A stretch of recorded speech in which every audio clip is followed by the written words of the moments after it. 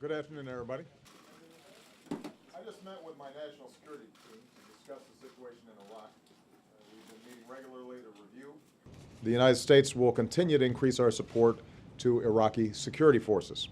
We're prepared to create joint operations centers in Baghdad and northern Iraq to share intelligence and coordinate planning to confront the terrorist threat of ISIL.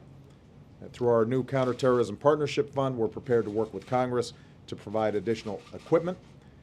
We have had advisors in Iraq through our embassy, and we're prepared to send a small number of additional American military advisors, up to 300, to assess how we can best train, advise, and support Iraqi security forces going forward. American forces will not be returning to combat in Iraq, but we will. American forces will not be returning to combat in Iraq, but we will help Iraqis as they take the fight to terrorists who threaten the Iraqi people, the region, and American interests as well. Fourth, in recent days we've positioned additional U.S. military assets in the Fourth, in recent days we've positioned additional U.S. military assets in the region. Because of our increased intelligence resources, we're developing more information about potential targets associated with ISIL. And going forward, we will be prepared to take targeted and precise military action if and when we determine that the situation on the ground requires it. If we do, I will consult closely with Congress and leaders in Iraq and in the region.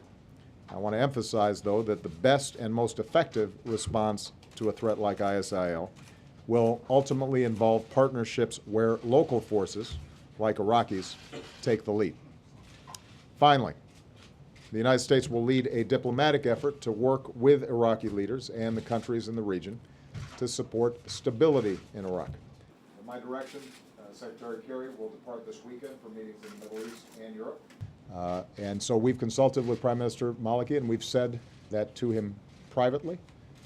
We've said it publicly, that whether he is Prime Minister or any other leader aspires to lead the country, that it has to be an agenda in which Sunni, Shia, and Kurd all feel that they have the opportunity to advance their interests through the political process. And oftentimes the challenge is if you have former farmers or teachers or